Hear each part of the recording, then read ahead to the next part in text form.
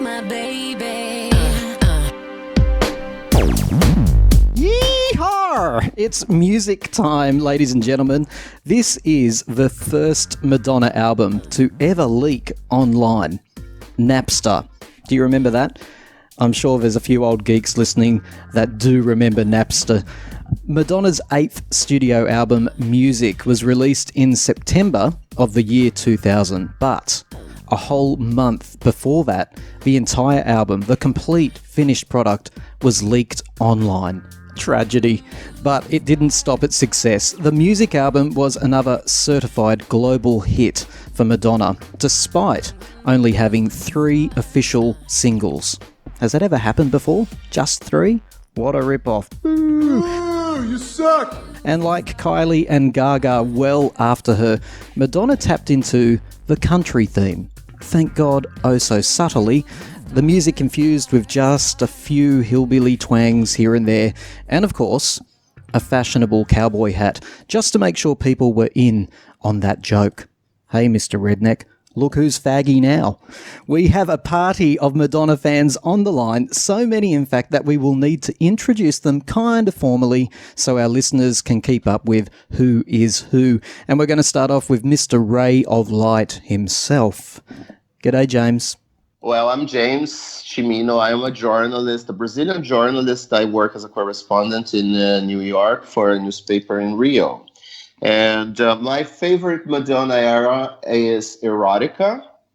And what Madonna means to me is good music. Oh, that's lovely, James. Thank you very much. And Albie, otherwise known as Madonna, is also on the line. G'day, Albie. Good day. How are you? I'm great. I love the way you say g'day. That's awesome. Good. Tell us about yourself, Albie. Yes. So I'm a huge Madonna fan. So Madonna is my Twitter handle.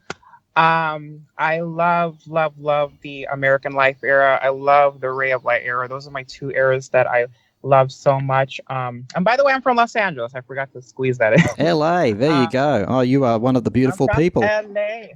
Yes, Los Angeles is for people who sleep, but that's another album.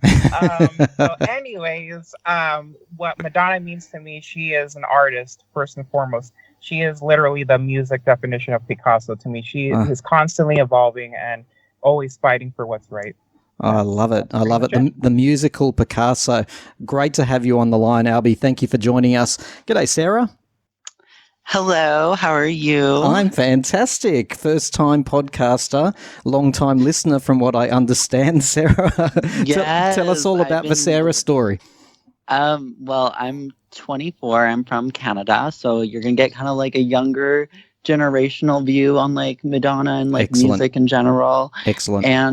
And my favorite era is Erotica era because it's something that inspires me every day to push boundaries, and it's impactful to pop music and to our society in general, I found, because of the promotional campaign that it had and just the impact overall with the different types of themes that were in it, because there was LGBTQ themes in there as well and sexual themes. And it was overall, I think, one of her most powerful and impactful eras that really defined Madonna as an artist. Beautiful. It sounds like she has had a great impact on you, like she has the rest of us. I'm glad you're here, Sarah. Stay on the line. We're going to be talking all things music really soon. Antonio, are you there? Yes, I am. G'day. Oh, listen to that voice. Wow, you come through on this perfect line. Mature, wise. This is what's coming through, Antonio. Is it true? Is that what Antonio's all about? I would like to think so. I am from Belize. I am an archaeologist. Wow. I've been a fan since I was 6 years old, but my 2 favorite eras would have to be Erotica and Ray of Light. I cannot pick one over the other. Erotica because for me it means freedom and accepting who you are and being willing to push the boundaries, even going against the grain. And in Ray of Light because of how skillful she wrote all of these songs and what it meant to push art as an artist. I love the fact that you're a rock man who's into the ultimate pop star. That I am. Absolutely. Nice having you on the line, Antonio. We'll get into the podcast really soon. G'day, Justin. Hello, how are you? Welcome. You've been listening on YouTube, Yes. I understand. I have been. So yeah, I'm Justin. I'm from Iowa. I've been a fan since the True Blue era. Wow. My favorite era though would probably be the erotica era. Just because Get of out. the That's time in my amazing. life that it came out. I was a young gay kid, small town Iowa, and that album like really opened my eyes to like what is out there. And I think, what does Madonna mean to me? Like, I use her basically all of her albums are like timestamps in my life. If I'm trying to remember an event, I'll be like, oh, that would have been the erotic era. That would have been 92, 93. Like, I use her albums as like a reference in my life. So basically, she's intertwined in like my every thought, basically. Isn't that amazing? And how many of us said erotica had a big impact on us? And we did the erotica podcast before, and Kyle and Felix and I were saying the same thing at the time, that it did have a huge impact on a lot of teenagers of a certain age. It resonated big time, and all these years later, it still is. Thank you, Justin. We're going to get into this now. We're obviously not here to talk about erotica, although it sounds like they all want to. We're here to talk about the album Music. So let's kick this party off. Mr. DJ, James, what do you think of the Music album? Well, some things are important to say about the Music album. I think the Music album is the Ray of Light baby. Oh, that's graphic. Because it's the second very electronic album that Madonna makes. But the album is it's considered one of the 1001 albums to listen before you die. There's a book that has this list. This album, Music, the single Music, was the last Madonna single to reach the top 1 at the Billboard Hot 100, I guess. This album is also the first album with the production of Merve Asmadai, the French DJ. And I think this album has one of the most brilliant intros ever. Hey, Mr. DJ, put a record on. I want to dance with my baby. And this is everybody's Friday night, meeting with his friends or her friends or their friends, going to a club. Hey, does anyone know those famous opening lines? Did Madonna speak those? Yes. Right. I've always wanted to know the that. voice is just distorted, yeah. Was this really Madonna's country album, or was it just typical Madonna picking up on a theme and using it for amazing imagery? Well, basically, I feel like she introduced more trip hop more into this album, because like she did work with William Orbit, and then she introduced Mirwais, and he like really influenced like the trip hop aspect of it. Not so like you were saying, Tim, like not so much like country, but like her own version of country. Like you heard the glitchiness, and for me, listening to the album, I was like blown away. It was like it created a new genre, like an electro country hop, if you will. So like just her reinventing the wheel in music, that was just amazing for me. I think if I remember, the whole country theme initially was probably not even her idea. I think it was the person who took the photos for the album. I read that too. Mm-hmm. Yeah, and then she liked it so much how it turned out that she decided to keep this theme going.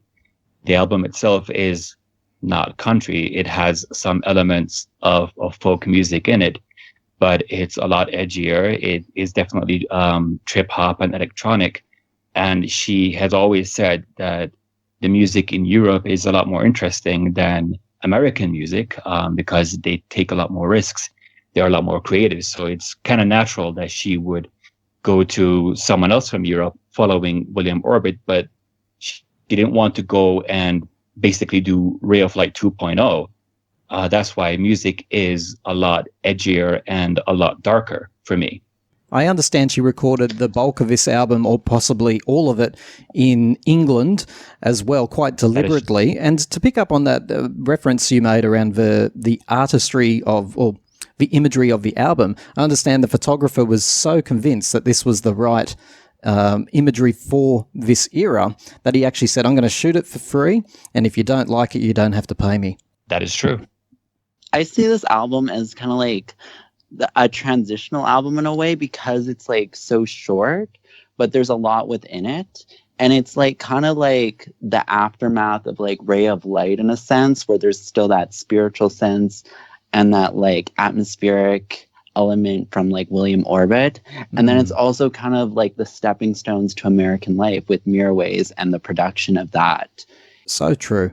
There's a lot of seeds planted in this with the acoustic that planted that I think grew into American Life. So I think that there's a lot of songs that you can point to as like stepping stones as to the American Life sound. Oh, Justin, you're so right about that. And James and I had a discussion in the Ray of Light podcast, and I'm going to get hanged, especially in this group of people, for saying this, but I found it a dark day when Madonna decided to pick up the guitar and become expert in it, because I just think she gets a little bit carried away with it. Okay, but Stop it! Stop it! I know. Maybe I should just back away from the crowd. Out of this cast right now.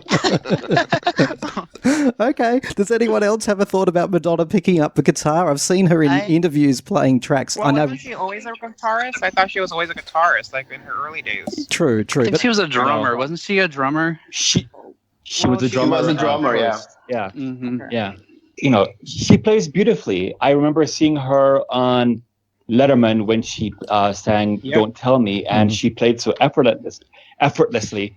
I'm not really sure how I like her with electric guitars, but in terms of an acoustic, she can do no wrong. it's how she writes her music, as I understand it too, which I totally respect. Like, she often picks up the guitar. Look, Yeah. Go on, James. Give it to me. There, when she plays Hung Up in the guitar and she samples with Pantera, I mean, the whole stadium went crazy. Let's delve into the background of this album a little bit, because from after Ray of Light, there were plans to embark on a complete concert tour. But then she was filming that next best thing, and of course she has wanted so desperately to break into movies fully and properly and respectfully for so long. So I understand that was cancelled, and then she started working on this album. But of course we had a few tracks in between, didn't we? We had Beautiful Stranger, which is so similar to, I think it's Amazing on the album. Yes. And we also had American Life. American Pie. They're sisters. Pie, sorry.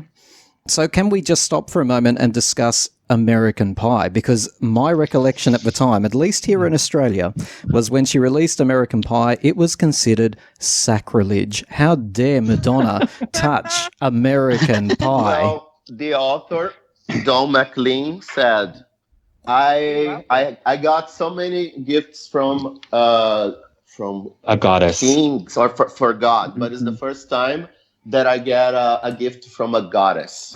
So the creator of the song said that all the others should shut up.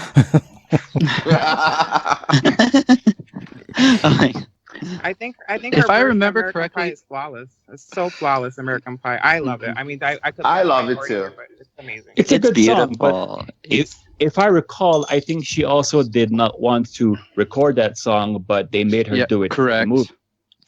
I heard that And- Rupert Everett, who co-starred with her, The Next Best Thing, kind of was the one that persuaded her to Yes. record it, and she only said she'd record it if he sang on it. So he actually sings background on that song. Yeah, it's the gay Rupert guy, Everett. right? Yep. Rupert Yeah, Everett. correct. Yes. I used to have a crush on him.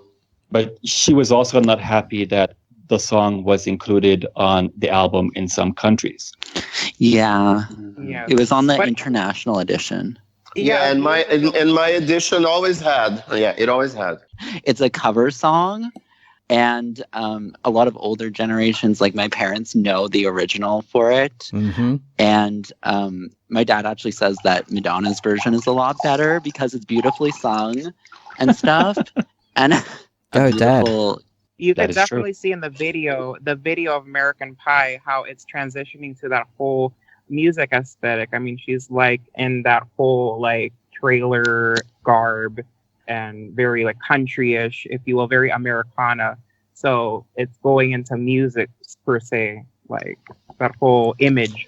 Well, in going back to the movie soundtrack for The Next Best Thing, I kind of wish she had released the second song as a single because that is a really beautiful ballad. Time Stood Time Stood Still.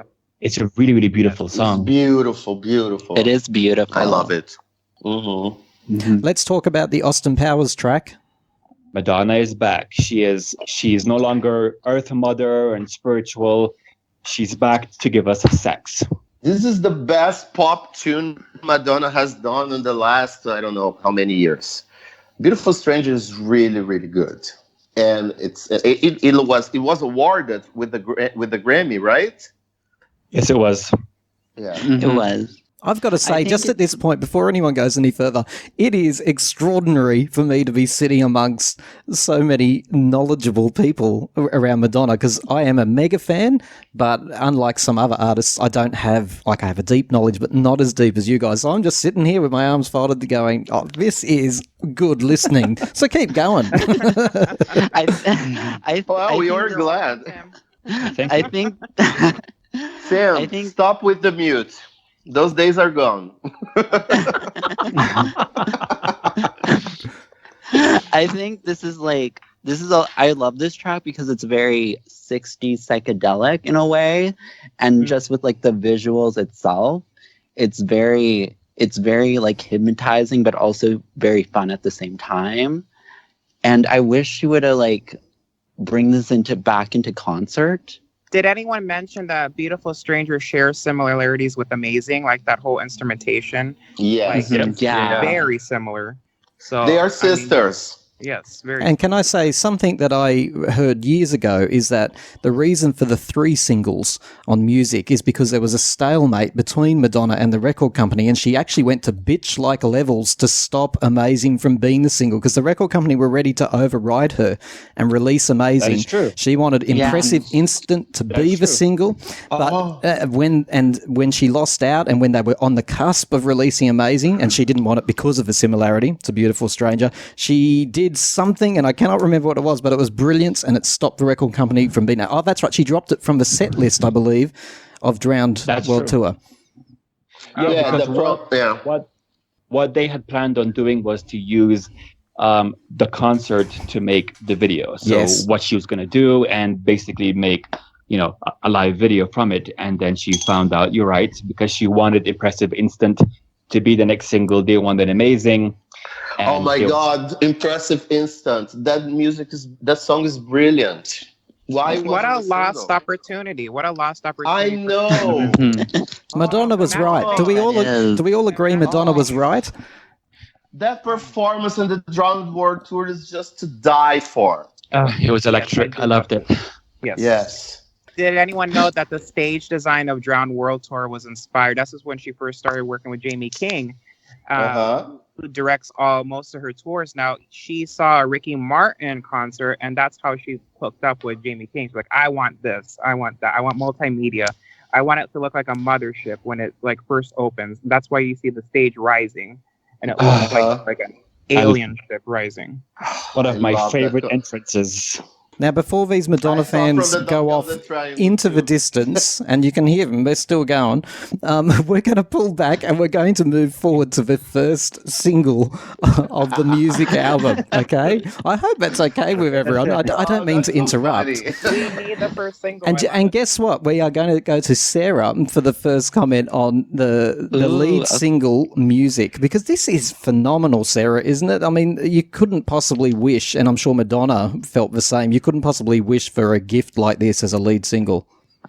I think it's like a great way to start like the new millennium, and it's definitely like I would say it's in the same league as like Vogue, Like a Virgin, and like those really, really super iconic singles, because everyone knows this song, everyone has heard this song before. It still plays around. I'm from like a really rural area, so they don't tend to like pop artists here, but they play this song a lot in like clubs that are very country and stuff. So I think and the video is just phenomenal overall. I like that she uses the sense of cartoon, and that the outfit she's wearing, the cowgirl, like white.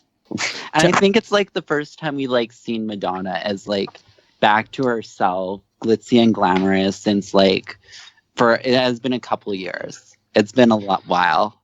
Justin. Yeah, I mean, you couldn't ask for a better lead single, you know? It was just like, pow, it just comes at you. And, it was kind of back in the day when an artist would just release the lead single before the album would come out. Now we get like 4 or 5 tracks, but I mean, you couldn't ask for a stronger lead single to promote an album. Like, I mean, it's amazing. It just blew me away. And the video was so iconic. I believe she was pregnant during the video, which I think is kind of a fun little tidbit. Wow. But yeah, music is one of my favorite,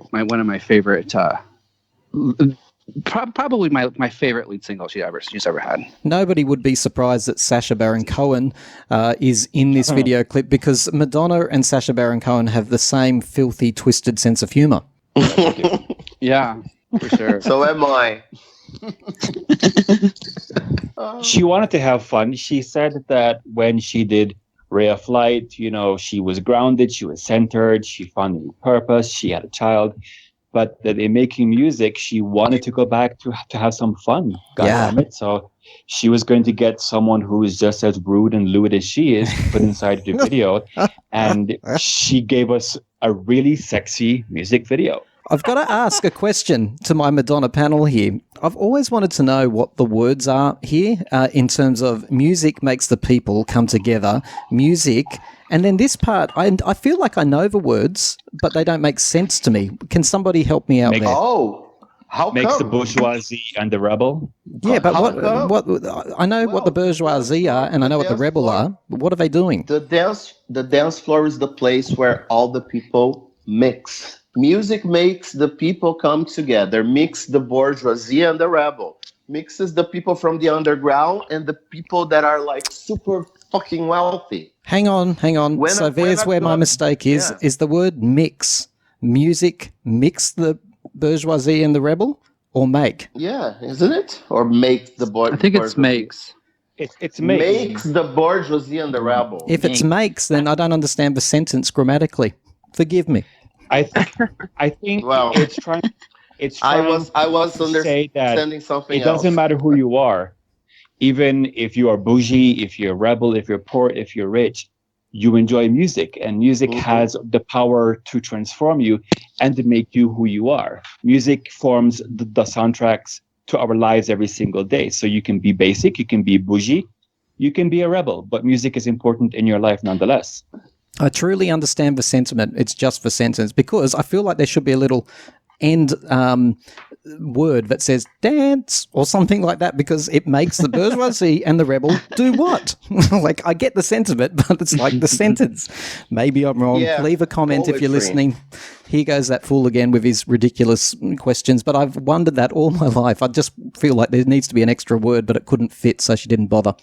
Now, she did a promotion before the release of this album or on the cusp of the release of this album, didn't she? Did she do some mini live performances that were televised? Yeah, she did like a promotional concert that included like 3 different songs. I think it was Music, Runaway Lover, because Runaway Lover is my favorite song on this album. So that's how I know it's like the only performance for it.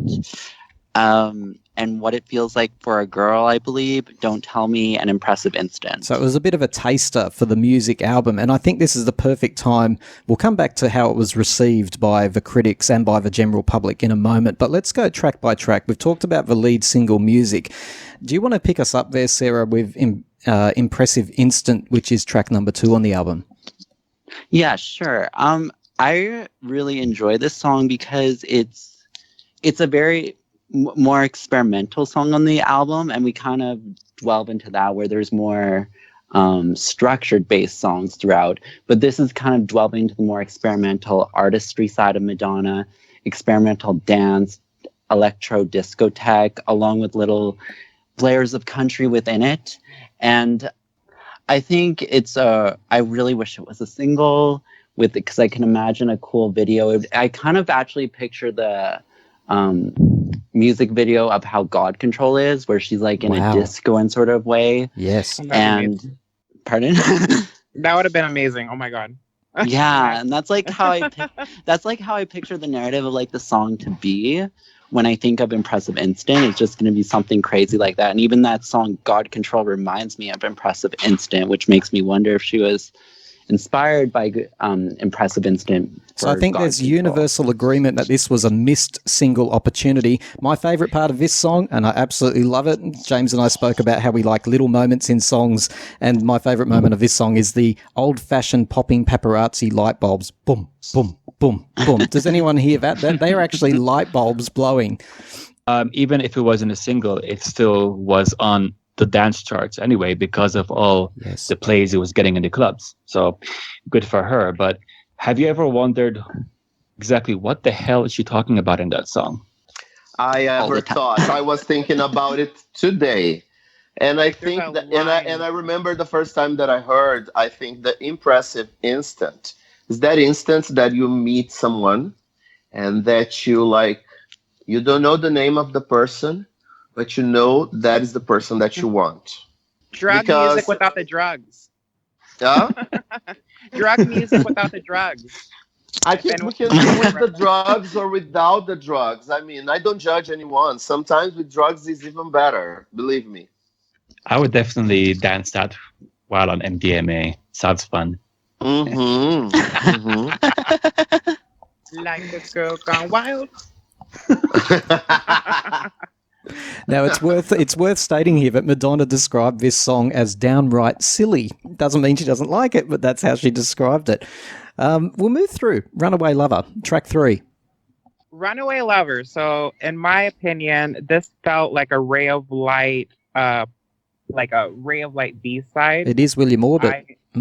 It's very William Orbit. It sounded like it could be on really like Ray of Light. And when I first bought this album, like listening to Impressive music and those two banger songs, and it's like it's new territory. But then when I hear Runaway Lover, which is exquisite, I love the song. I'm not bashing it. It sounds to me like another Ray of Light B-side to me. This is somebody's favourite, though, isn't it? Who's on the line? It's mine. Sorry. It's mine. Sorry, It's Who? no shade, no tea. I just, it sounded like a Ray of Light baby. So I have to agree with you on that. It did not sound like it belonged on music. I mean, I'm glad that they used it. It's a nice song. I danced to it, but it sounded like it belonged on Ray of Light. If I ever have to skip one of the songs on the album, it's probably that one. I think like it's actually funny you guys compare this to Ray of Light because I have a friend that doesn't like this song either. He likes most of the other songs on this album, but that one he always like says that belongs on like American Life or something else instead. oh no, yeah, So he thinks that I she's have going mixed the other feelings direction about for it it. too. yeah, no. I mean, like Ray of Light should have honestly. There were so many demos from Ray of Light that it should Oh my have been God, yes. a second album because remember Yeah. they had Like a Flower. There was Dun, dun, Revenge. dun. I'll say that this is like the one that I actually listened to the most off this album, if I'm being honest. It's just it's one that it really starts your day, like I can listen to this like at any point of the day, and I never thought of it as like a Ray of Lights type of song. I just felt like this was really true to the album itself because I felt it went well after Impressive Instant, and the next song I'm not biggest fan of. Which is? Which is I Deserve It because... Tell us about that. God. Oh my God. First news in the group. Okay. Keep going, Sarah. You keep standing out from the crowd. I see Justin's avatar like blinking. He's got something to say. So are we talking about I Deserve It? We are. Yes. I deserve it. I absolutely love that song. I think second that. Me too. Yeah, It is her so vocals beautiful. are so like stripped. I don't think there's any backing vocals on the first verse for sure. They just sound so like she's just singing right to you. I love it. She's in love. Yeah, I absolutely. She's in was- love. This She's in was love. definitely Unfortunately, more of the trip hoppy songs, like with the backbeat and all that. I appreciated that when I heard it. Yeah. I'm like, yes, Madonna, give me that bump. I love it. Oh, that's why. But she was in love with Guy Ritchie. It's so I sad wonder that the song that the song Yeah. ended up in Love Spent. You were I saying that wonder. it was like the sequel to I Deserve It with Love Spent. I remember you saying that. Yeah. Actually, there is like, is Love Spent? She's not. No, it's I Deserve It. She's not me, and Love Spent. Well, since this song is about Guy Ritchie, I wonder if she would ever sing that live again. What do you think? She can take the song anyway. Like she like does double entendres. Look at what she did with like a version on MDNA. She like takes it to different levels. So I Oh think she yeah. could sing the song on another tour. Why not? Let's move through to track 5. Amazing. The sister or the cousin of Beautiful Stranger. I love this song. Tell us about I it. know it's supposed to be the sister or cousin to Beautiful Stranger, but there's something about the arrangement and the instrumentation. I know it's Orbit and it doesn't really fit in with the Mirwais stuff, but I actually like it more than Runaway Lover. Yeah, I think it's like an overall great composition. And the reason, okay, here's why I don't like I Deserve It. Sorry, I have to just go back to that for a second, is because I think it flows well after like Runaway Lover and like Amazing go well together. Cause I guess because they're both produced by William Orbit, that it just makes sense for it to go after one another. But lyrically, Runaway Lover and then I Deserve It go well hand in hand, in my opinion. But That's true. I agree. Yeah. Yeah. Oh my God. You're allowed to not like songs. There are some songs Yes. I don't like. I mean, I don't like Okay. everything. Please, I never listen to Stay or Pretender in the album Like a Virgin. me And I either. dislike- So And I'm more like along the lines of I love the moodier songs of Madonna. Like the next track, like Nobody's Perfect. I do love Oh that my song because God, that's Mhm. gorgeous.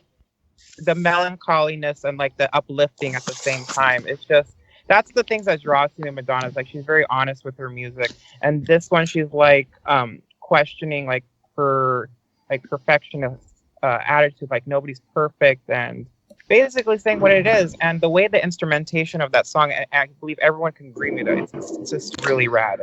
Well, last night I was listening to the record after I came from 2 days of work. I came home and then I played because I was preparing to the podcast. And in the record is different because this is the end of A side A. Ah, Yes, and then I was See, after I bought the albums in record player, I'm like listening to the music in a different way. Some of them are better in record, and some others no, like Confessions on a Dance Floor.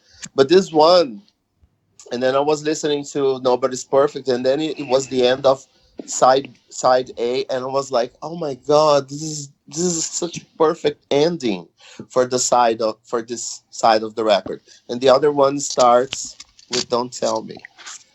like she brought a lot of electronica. If you imagine, like this was a pop record, like released in Target and Best Buy, and she's bringing electronic to the masses at the time.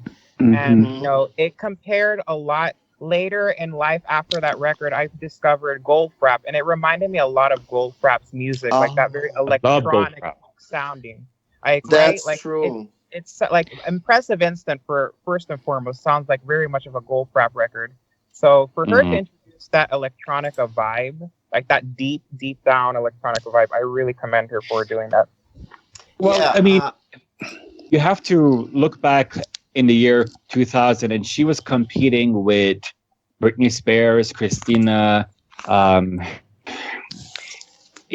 come all of these on, they brands were coming up. competing with Madonna. No, she had Yep. she had to have a different sound from them to make her album distinct. Otherwise, if she was making the same music that they were, it would just be lost on the radio. So she said that she wanted to make something that would be different from what they're doing, so she could set herself apart, and she did. Well, thank I God she think- never did Britney Spears. Ugh. I think she does a great. I think that with that comment, I think that's exactly what she did, and she executed it very well, because when a lot of that music, is like that soda pop vibe, and like Okay, that it's music. yeah, it's like Backstreet Boys, all that sort of stuff. And like this Yeah. is very artistic and like Yeah. just And mature. completely different. Yeah. And mature, Yeah. Yeah. I wonder Mhm. though, like when she was writing this record and knowing that she might go on tour after and she might do a song like Nobody's Perfect. Do you think when she's writing it and singing it, like she already is getting the visuals for how it would look on tour? I Oh bet my she God, does. this is something that I always ask myself. I could see that. Who's asked Definitely. that? Oh, I was just gonna say, I thought she said in like an interview I don't know what era this was, but I swear she said once that whenever she's like recording a song, she always pictures like a movie playing in her head or something. I Mm, remember her saying that. mm. Yeah. I Yeah. forgot what era too, Sarah. Yeah, Well, that is Yeah. very true. We're going to move on. One thing I just wanted to say about Nobody's Perfect that I always thought was kind of interesting is she's singing about nobody's perfect, but then there's that I'm sure it was deliberate heavy use of auto tune, which is used to like make your voice perfect. And I just wondered like why I'm sure she did that for a reason. I'm singing Nobody's Perfect, but I'm Was she using this copying auto-tune Cher? to make my voice perfect. I think think that's it's Never still- thought about that. That's pretty awesome. Yeah, that you brought I think that it's up. interesting. I think she used it because she wanted to like create this contradictory of like nobody's Exactly. perfect Yeah, with yeah, perfection. And Yeah. I really always admired it about this Yeah. song. I think that's a stroke of genius. Track 8 is the big one, Don't Tell Me. Now, we've already referred to this. I understand that the brother-in-law had a song called Stop. I've listened to it. I think, Justin, it was you who said it's completely different. Justin, what do you make of Madonna's version, Don't Tell Me? I think Don't Tell Me I love it. It's one of my favorite Madonna songs. I think Yes. the opening guitar riff is so iconic. Second you hear that, you know exactly what song it is. I love it. I think it's beautiful. I think the meaning of the song is beautiful. I think the video is probably my favorite Madonna video. I think she looks so natural and so beautiful. I think it's the first time you really see her wearing like a flannel and jeans. You don't see Madonna wearing that. I just think she looks so stunning in that video. I agree. Exactly. Yes, it's one of those iconic choreographies. The performance in the Drowned World Tour is to die for. The performance at the Reinvention Tour, that is a tour that I don't like very much. It's awesome because she mashes up with a bittersweet symphony from The Verve that I love. And it's electro country. It's the song, it's one of my top 10 Madonnas. It's Don't Tell Me. It is Don't an Tell Me to absolute Me is classic. a diamond. What is the track off Madam Yeah. X that references Don't Tell Me? Future. Future, yeah. Don't tell me to stop. Yes. Yep. And I'm glad that she worked with Jean Baptiste Mondino, the director, who also shot the album cover and booklet. So it matched well with the theme and it was on point. Yeah, and he directed Human Nature video. Yep. It's one of the better And video- Justify My Love. One of my favorite. Did that too. And Justify Definitely. My Love. Oh my love. Oh my God, Justify My Love. I think I can even start telling the stories about that song. One of Too my- hardcore. One of the things I like best about the song, I mean, it's a great song. I love her voice. I love the choreography, which me and my friends learned. And when we had parties, we would dance it. But I love the outro. Oh, you too? Those Oh, ringing the bells. outro, right? Oh, Those ringing bells. the outro is so good. It sounds like someone's getting married. Honestly, like even non-Madonna fans like this song. Mm-hmm. Yeah. It's Well, like when I mean- I remember like playing the song, like when I can't believe I'm opening the CD, I'm playing it, and then I hear that song, and I think my CD is skipping because of the glitch. It's like, I thought I didn't return the CD. I swear I did. That was Sabotage. the effect that she was going for, because a lot of people had the exact same complaint. And I think it was on MTV when she said, no, that's the way that the song is made. Your CDs are not defective, so don't return them. It takes some musical balls to put a pause like that in the middle. Well, not in the middle, but in a track. It really does. It takes balls. Can we It's the move? middle. It's the opening of B-side in the record. Yeah, still in the song to put a pause like that, to put silence as a producer. Wow, that's brave. We need to talk about what it feels like for a girl. There's a few versions of this, isn't there? Yes, there's a Spanish. There one. is. Lo que siento la mujer. That Love is is- that's on She sang the in the that's Drowned World Tour. also Yeah, and it's also on the international version, which I got. So it's Oh yeah, she sings tú tienes lo que siente la mujer. she she sings Spanish so well. Even though I think she said once that she doesn't really understand it, but she enunciates the words so well. You would think she knows Spanish her entire life. I feel Yeah. she was Latin in a past life. That's what she's always said. But No, oh come on, she's Latin now. Italian. Her family is Italian. Italian and French. Yeah, French Canadians. They are all Latins. What about the music video though? The music wow. video, I love it. Bands on MTV. I remember I had to buy the DVD. Yes, Yeah. Tower Records. I love Power when her Records. videos are banned from MTV. Yeah, that was the only way I could see the video, and I bought the DVD single, if anyone remembers, at Tower Records. And yeah, this song is so good. Like, what I love about it is that she put Charlotte Gainsbourg's monologue from The Cement Garden. That's the woman that you hear in the beginning.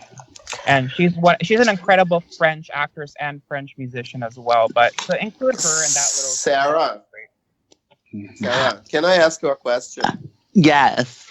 It's intimate, and don't feel offended. Are you transgender? Yes, I am. Yeah. Okay, so I want you, as a transgender, what do you think of this statement? Because I love this statement in the beginning of the song. I really enjoy the song overall in general because it is a message that still carries on today.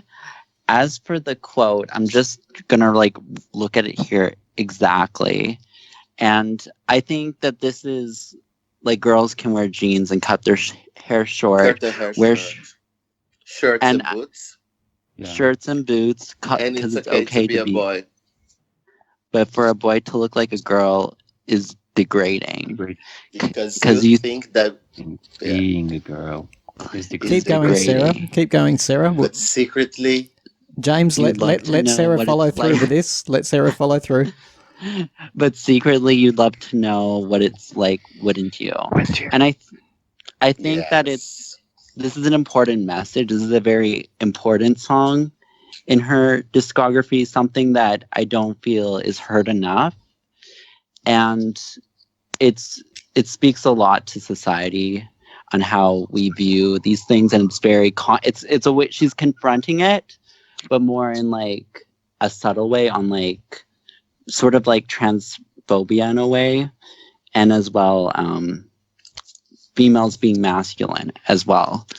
And I really appreciate this song. I wish it was one that was more heard of from her, because I find it's very underrated in her catalog, and it's very underrated from her from this album in general. Sarah, what does this song mean to you on a personal level?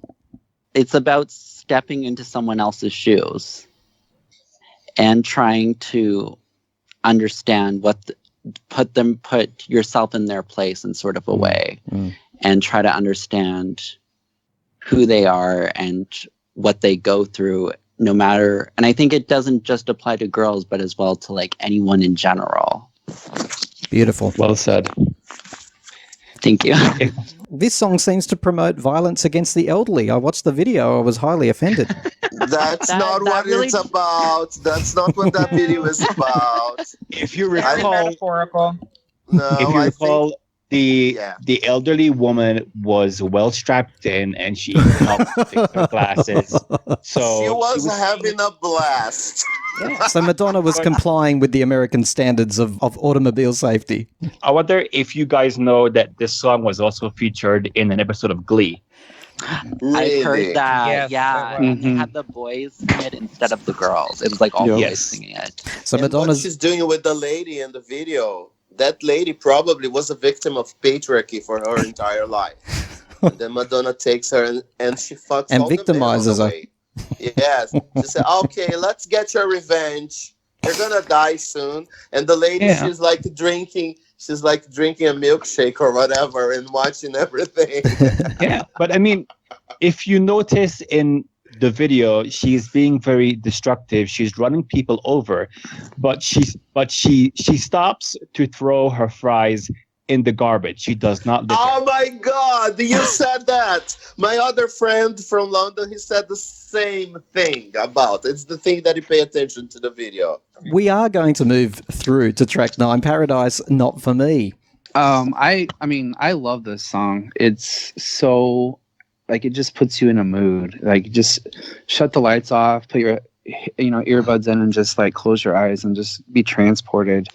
It's the longest track on the album, I believe, and it's just I don't know. I love it. I absolutely love it. It's like also like kind of like, to me, this is like the sequel of like Nobody's Perfect in a way where it's like that same sort of like production of like True. auto tune and stuff. It's the one song on the album that never fails to take me outside of myself. And just like her, when I listen to that one particular song, I see a movie playing in my head of forbidden love and people being executed for who they are, and that's where the words come in. Oh my God. Into your eyes, my face remains. And my God. for everyone else who can have a love that is accepted, that is where they live in paradise. But it's not for me, because your paradise is not for me. Yes, that's something too. Yeah. And that Confessions Tour performance, oh my God. Gorgeous. It was gorgeous. I'm glad she did that live. Yes. Yeah. Wonderful Yeah, song. I mean the lyrics in the song. This song to me is from that category that involuntarily I created last podcast. 6 minutes of pure heaven. That is Well, true. I think this song is definitely a cornerstone to this album because it's just like transcends everything. She brought in her Kabbalistic teachings in the song as well. I mean, like, come on, this is a really like any Madonna fan would not dispute this song.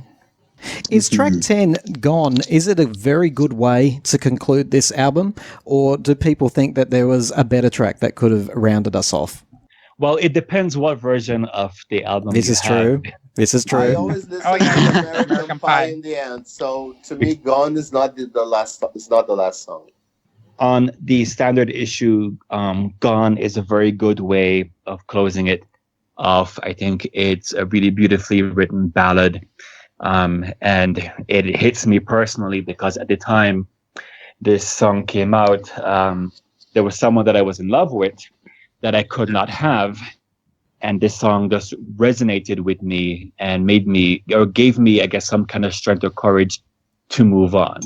And so this song helped so much. Wow. Oh, that's beautiful. Yeah. I think it's a beautiful track ending. I think the way that the whole music album flows, like I said, it starts off like you're at the club, and then as it progresses, it kind of slows down. And then after Paradise, the way Gone hits, it's like, to me, it feels like the sun's rising, like the morning after, like just the way the guitar hits and settling out and just like explosive sound. It's like the sun's rising on a new chapter, a new day. Yeah.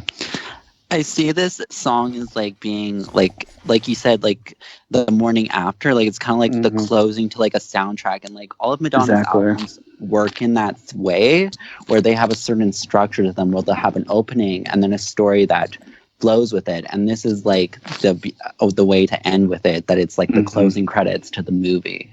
Exactly. Now, the reason I specifically asked around, was this the right track to close the album, is because a particular critic, and let's call him David Brown from Entertainment Weekly, because that's his name, he wrote this about the flow of the album. It's her most patchwork record since the Sean Penn years, in the way it tiptoes around sundry moods and beats. Music is frustratingly inconsistent, as if Madonna herself wasn't even sure where to venture next, and at times it feels like a collection of sounds. Clever, intriguing ones, to be sure. However, they seek to compensate for ordinary melodies and Madonna's stoic delivery. I know that sometimes as fans, we want to get defensive and say that it's because they hate on her, but there are many critics who are just doing their job, and that's what they have to do, and they're just being honest with themselves. Now, in regards to when they talk about her voice, they can say whatever they want. She is not Mariah, she is not Celine, but every time she sings, especially when she does a ballad, she infuses every single word with a lot of emotion that you can actually feel it, which Yeah. is not something that Celine or Mariah often do. Exactly. Let's talk about the artwork of the music album. What do we make of the cover, the back cover, the booklets, and just the whole feel of the entire music era? Love the artwork. I think it was the first album after Ray of Light not to include the lyrics inside the actual pages, which was disappointing because I like to know exactly what The I'm fans listening love to. the lyric books, don't they? Yes. Then we could have solved the music question. Exactly. And just to add, even though it wasn't on the standard issue, the bonus track in Japan and on some of the singles, Siberaga, Yes. absolutely, James loves that absolutely, song. it's a stunning song. It's Shanti 2.0, and when she performed it for Yes. when she did it at the MDNA tour, Yes. this lady who was in front of me was surprised that I knew every single word. Do I know what I'm saying? No, but I know it word for word. So yeah, artwork is beautiful. The aesthetic is beautiful. I like the themes that carry through all the music videos. So I think music was a big win for her, not only in how it sounded, but also how it looked. This is iconic imagery. When you think of all of Madonna's looks, and my God, there are a lot of them, the music era imagery is iconic to non-Madonna fans even. The cowboy hat, it is synonymous with Madonna beyond the Madonna community. Mandonna, what do you say? So the aesthetic was beautiful. Obviously, I mentioned before, Jean-Baptiste Mondino shot it. Very iconic. Like now, everyone's trying to do a country album. Look at Lady Gaga. Look at Kylie. They're trying to emulate that whole aesthetic, but without the substance or music. Well, now you've offended my heart. Yes, I'll be. But I'm sorry. This aesthetic was beautiful. I don't know if any of you got the special edition booklet version of it, like with the buckle. It was like a metal buckle on the deluxe version. I bought that the day of the open. Like it was in different colors. There was like a pink one and a blue one. What color is your record? Mine is the powder blue one, and it's like the hard buckle. It's like a cowboy buckle on it. Oh, so it has a buckle. Oh, mine doesn't have it, but it's blue as well.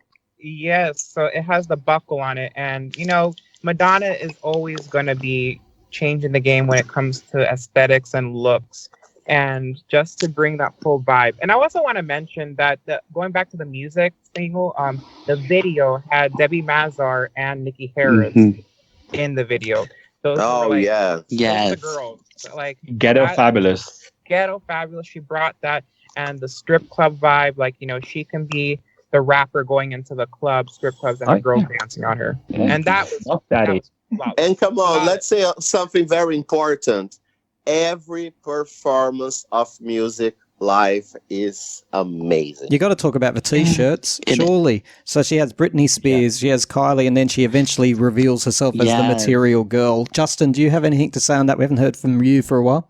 Yeah, I think that as far as the artwork is concerned, it's probably my favorite. I remember hearing the music single, going to go buy it, having no idea what the cover was going to look like. You know, you have it in your mind, and then when I got there, and it was like her laying on hay with a cowboy hat. I mean, it just like, wow, who would have thought that would have been the artwork for this album? It just blew me away.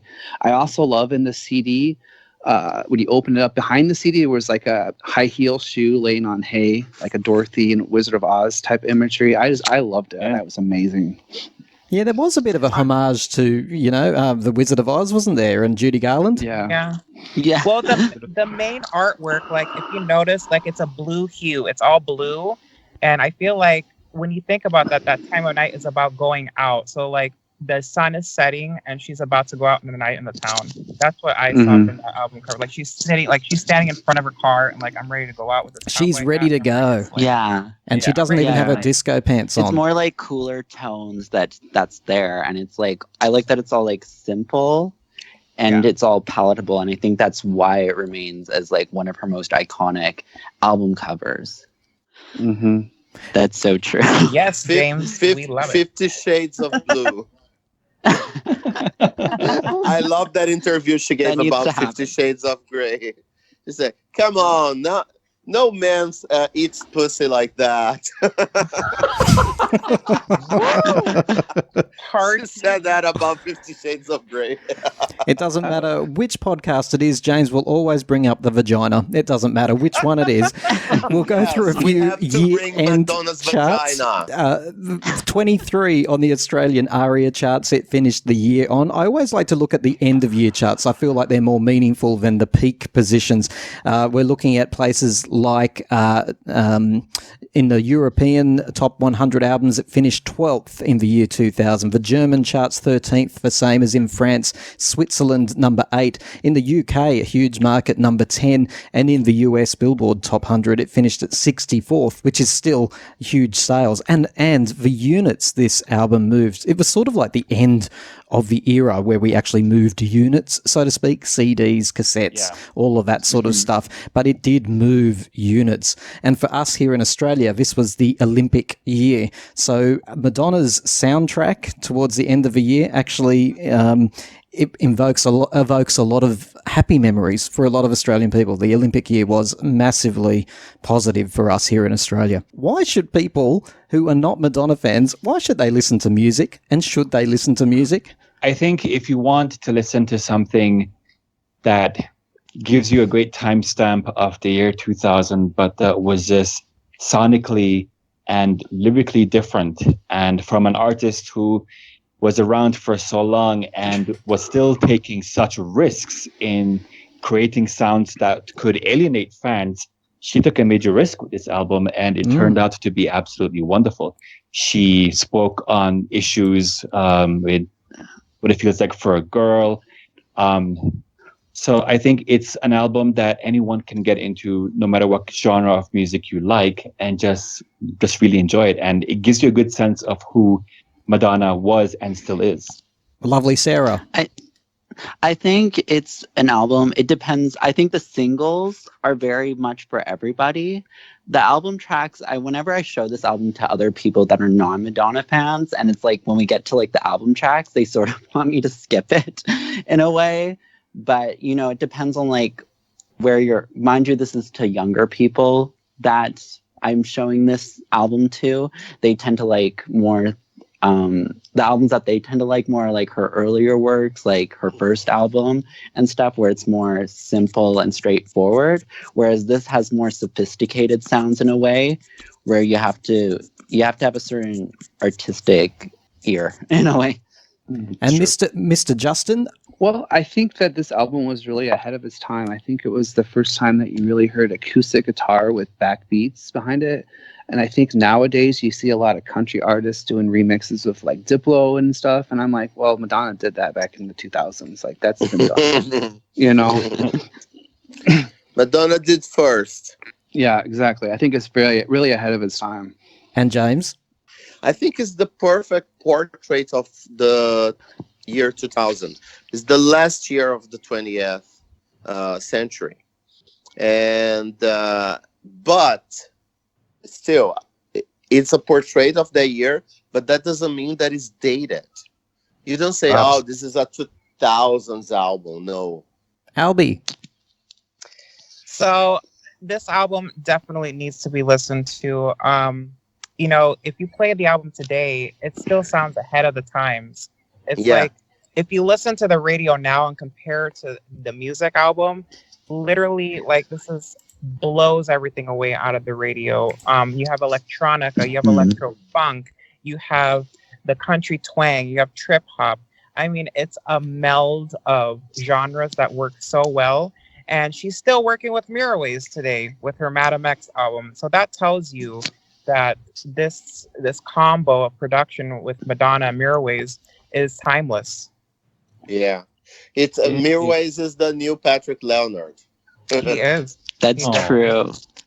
I think as well, like, this is like I totally agree with what both of you just said, is that no one says that this is like a dated album, because when you look back to music that was popular then like Britney and Christina's first album, those are like those are like the most dated albums in their whole music catalog. They are. So, They are. like Yes, they are. literally, like they're not timeless in a way. And this has such an interesting production feel to it that you can't say that it's dated, really. So, But you can still True Blood. play, like, Impressive Instant still played at the clubs. That tells you a lot. Like, Mhm. Yes, which Yeah. clubs? Yeah. Which clubs, Albie? Invite me to this club. all in West Hollywood, baby. Come on down. Bitch, I lived 2 years in the city. West Hollywood never played this Impressive Instant. Well, I do when I tell the DJs to, and they always play it. Okay, so there you you're go. gonna be the DJ in my next party. Yes. Sounds like- Dr. sounds DJ, like- put a record on. Tell me something. There for a party then. Who's had fun this afternoon? I had lots of fun. I've had so much This has fun. been awesome. Yeah. It's been a Madonna party in a way. Thank you so much to all of you. So we've got Mr. Albie, thank you very much, also known as Madonna, Sarah, Antonio, Justin, and of course James. And you have been listening to the Music Podcast. Please leave your comments below. We're also going to be premiering this because I'm obsessed with that feature on YouTube. So I invite all of you guys on the line to come along to the premiere where you can talk live to people who are actually listening to it for the first time. I'll try to get the time right so that everyone around the world gets a fair shake at it, okay? Thank you so much, all of you. Thank you, Tim. All right, thank Thank you, Tim. Thank you, Tim. Have a great night. Bye. You too. You Bye-bye. too. Now you're Bye. gonna turn it off already.